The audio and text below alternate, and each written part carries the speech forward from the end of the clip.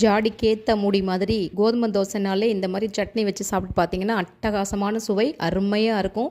ஒரு 6-7 தக்காளி எடுத்து கட் பண்ணி மிக்சியில் சேர்த்துக்கிறேன்.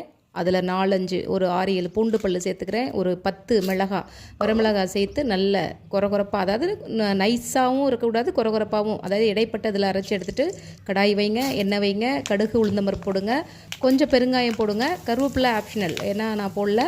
இந்த அரைச்சி வச்ச தக்காளி இதை வந்து அதில் கொட்டி நல்ல கொதிக்க விடுங்க. ஒரு 10 நிமிஷம் கொதிச்சா போதும். எண்ணெய் பிரிஞ்சு வரும். நம்ம வந்து ஊற்றின எண்ணெய் வந்து இந்த மாதிரி கொதித்து அதோட பச்சை வாடையெல்லாம் போனதுக்கப்புறம் எண்ணெய் லைட்டாக பிரிஞ்சு வர ஸ்டேஜ் கரெக்டானது. ஆஃப் பண்ணி பவுலில் எடுத்து மாற்றிக்கோங்க. 10 நிமிஷம் போதும். மூடி வச்சாலும் சரி, இல்லை ஓப்பனில் வச்சு கொதிக்க வச்சாலும் சரி, 10 நிமிஷம் போதும் அதுக்கு.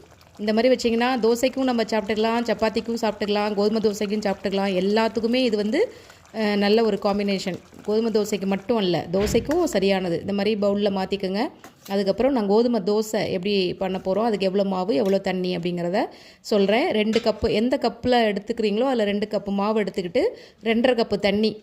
ஃபஸ்ட்டு நான் 1 கப்பு ஊற்றி ஃபஸ்ட்டு நல்லா உப்பு எல்லாம் சேர்கிற மாதிரி மிக்ஸ் பண்ணிக்கிட்டேன். அதுக்கப்புறம் திருப்பி 1 கப்பு தண்ணியை கொட்டிட்டு கட்டிப்படாமல் நல்ல கரண்டிலையோ நல்ல கையாலேயோ நல்ல பிசைஞ்சு எடுத்துக்கோங்க. சப்பாத்தி மாவு விட இது கோதுமை தோசை பெஸ்ட்டு. பாருங்கள், இந்த மாதிரி கட்டிப்படாமல் எடுத்ததுக்கப்புறம் தோசைக்கல்ல வைங்க. 2 கரண்டி மாவை ஊற்றுங்க. நல்லா அப்படி லைட்டாக இழுத்து விடுங்க.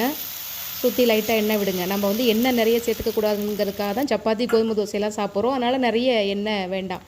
நல்லா வெந்து வரும். திருப்பி போட்டு நல்ல ஒரு ப்ரௌனிஷ் மேலே வந்து நல்லா வெந்து வந்ததுக்கப்புறம் எடுத்து குழந்தைங்க, நீங்கள், பெரியவங்க எல்லாருமே சாப்பிட்லாம்.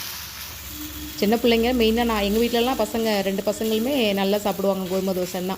அதனால் இந்த மாதிரி மாவுன்ட்டு வாரம் ஃபுல்லாக மாவு தோசையை விட கோதுமை தோசை ரொம்ப பெஸ்ட்டு. ரொம்ப ஈஸியும், மெத்தடும் ஈஸியும். அந்த சட்னியை வச்சு நம்ம ஃப்ரிட்ஜில் ஸ்டோர் பண்ணிக்கலாம். எப்பப்பெல்லாம் நம்ம தோசையோ சப்பாத்தியோ போடும் பொழுது, கோதுமை தோசையோ போடும் பொழுது அந்த சட்னியை வச்சு நம்ம குழந்தைங்களுக்கு கொடுத்துடலாம். எப்படி இருக்குது பாருங்கள், ரொம்ப நல்லாயிருக்கும். இது என் பிள்ளைங்க இதை சப்பாத்தின்னு தான் சொல்லுங்கள், கோதுமை தோசைன்னு சொல்லாதுங்க. சப்பாத்தி போட்டு கொடு அப்படின்னு. ஏன்னா அந்த மாதிரி அழகாக டேஸ்ட்டு அள்ளும்.